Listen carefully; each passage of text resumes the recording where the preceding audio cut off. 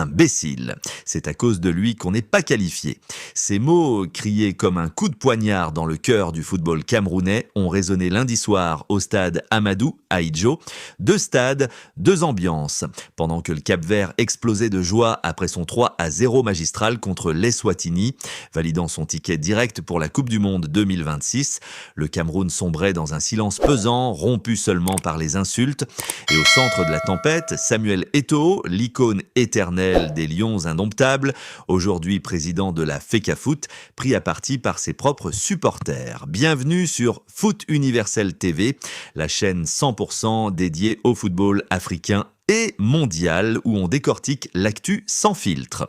Aujourd'hui, on replonge dans ce chaos émotionnel, on analyse les enjeux et on se demande, Eto'o est-il vraiment le coupable ou est-ce le symptôme d'un mal plus profond ? Accrochez-vous, cette vidéo va vous faire vibrer ou vous faire grincer des dents. Abonnez-vous, likez et commentez qui est responsable de ce fiasco. Allons-y, commençons par le terrain, là où tout a basculé. Le 13 octobre 2025, au stade Amadou Ahidjo de Yaoundé, les Lions indomptables recevaient l'Angola pour ce qui s'annonçait comme le match décisif du groupe D des éliminatoires africains pour la Coupe du Monde 2026. Avec 16 points au compteur avant cette rencontre, le Cameroun avait son destin en main. Une victoire aurait scellé une qualification directe, effaçant les faux pas précédents et ravivant la flamme d'une nation habituée aux sommets mondiaux. Rappelons que ces qualifications, lancées en novembre 2023, opposent 6 équipes dans ce groupe, le Cameroun, le Cap-Vert, l'Angola, la Libye, l'Eswatini et Maurice. Un format impitoyable où seuls les premiers se qualifient directement, les deuxièmes allant au barrage. Mais le sort en a décidé autrement. Sous les yeux de plus de 40 000 supporters en délire, les Lions ont buté sur un mur angolais 0-0, un résultat stérile qui reflète une domination camerounaise sans mordant. 62% de possession, 14 tirs dont 5 cadrés, mais 0 but. André Onana, impérial dans les cages, a sauvé les meubles, mais l'attaque, emmenée par un Karl Toko Ekambi discret et un Vincent Aboubakar frustré, n'a pas su concrétiser. De l'autre côté, l'Angola, solide et pragmatique, a arraché un point précieux pour sa propre survie, grâce à une défense hermétique menée par Jonathan Bouattu. Ce nul, le deuxième entre les deux nations dans ces éliminatoires, après le 1-1 en mars dernier, a condamné le Cameroun à la 2e place du groupe, avec 19 points derrière un Cap-Vert irrésistible qui totalise 23 unités après son festival offensif contre l'Eswatini. À quelques milliers de kilomètres, à Praia, c'était l'euphorie totale. Les Tubareux bleus, menés par un Gary Rodriguez en feu, auteur d'un doublé dans ce 3-0, ont validé leur première qualification historique pour un mondial. Imaginez un petit archipel de 500 000 habitants qui défie les géants africains. Ryan Mendes, Jamiro Monteiro, ces noms résonnent désormais comme des légendes. 2 ambiances, oui, mais un continent qui vibre. L'Afrique aura 9 places assurées à la Coupe du Monde 2026 et le Cap-Vert en occupe déjà une. Pour le Cameroun, c'est les barrages en novembre qui attendent face au meilleur deuxième. Un chemin semé d'embûches où une défaite pourrait briser 20 ans d'espoir depuis 2002. Mais revenons à Yaoundé où la pilule était trop amère pour passer. Dans la tribune d'honneur, Samuel Eto'o, l'ancien ballon d'or africain, triple vainqueur de la CAN et héros de la légende camerounaise, assistait au match aux côtés de la gloire éternelle Roger Milla.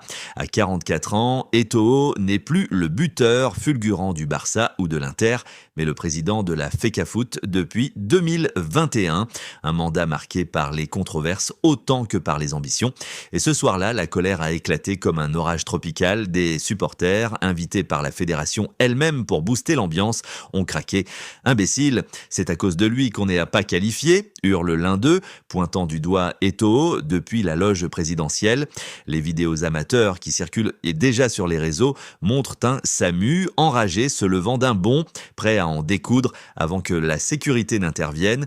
Présent aussi, le ministre des Sports, Jean de Dieu Momo, a assisté à la scène impuissant face à cette explosion de frustration. Pourquoi cette haine viscérale envers Eto'o? Parce qu'il incarne aux yeux de beaucoup les maux du football camerounais, élu depuis son élection controversée en décembre 2021, où il a battu le favori Seydou Mbombo Nyoya avec 62% des voix. Eto'o a promis une révolution. transparence, formation des jeunes, fin des magouilles. Mais les résultats tardent. La CAN 2023 manquée pour cause de boycott du ministère. Les tensions avec Rigobert Song limogé en 2024 au profit de Marc Brice, les soupçons de corruption. Tout cela pèse et cette non-qualification directe, c'est la goutte d'eau. Les supporters reprochent à Eto'o de ne pas avoir su fédérer, d'avoir laissé le sélectionneur sans moyens et surtout de porter la responsabilité d'une génération dorée qui patine. Il a tout le pouvoir et on finit second derrière le Cap-Vert, c'est une honte.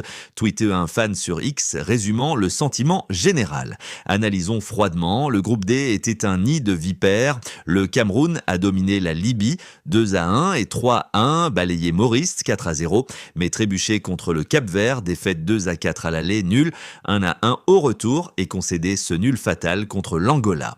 Au final, plus 12 en différence de but, 17 buts marqués pour 5 encaissés, des stats solides mais insuffisantes face à un Cap-Vert revanchard qui n'a perdu qu'une seule fois en 10 matchs. Marc Brice, le coach belge arrivé en août 2024, mérite-t-il le blâme? Ses choix tactiques, un 4-3-3 offensif, ont porté leurs fruits, mais l'absence de créateurs comme André Franck, Zambo, Anguissa, blessé, a pesé lourd. Et Eto'o, dans tout ça, il a investi dans la détection de talents, lancé des académies, mais les conflits internes, comme la suspension du coach U17 en septembre dernier, minent sa crédibilité. Regardons plus large, le football camerounais est un volcan. 5 Coupes d'Afrique, 2 demi de mondial, mais depuis 1990, c'est la 17. Eto'o, avec son charisme, voulait relancer la machine, mais il se heurte à un système verrouillé, à des lobbies et à une pression populaire impitoyable.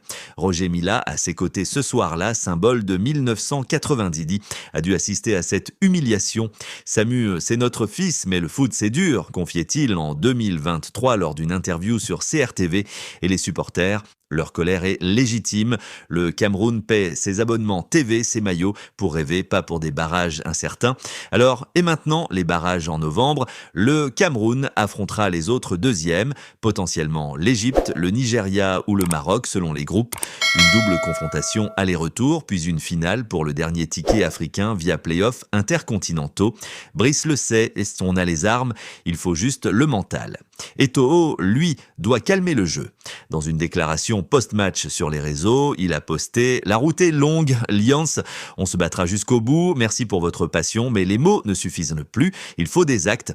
Réconcilier Fecafoot et Minsep, booster les primes des joueurs, investir dans la base, sinon 2026 pourrait être son chant du cygne. Et le Cap-Vert, une leçon d'humilité pour l'Afrique. Ce petit pays, sans star mondiale, a uni son peuple autour d'un rêve collectif. Leur coach, Pedro Leal, déclarait après le 3-0 « C'est pour nos enfants, pour notre franc histoire ». Un modèle pour le Cameroun? Peut-être.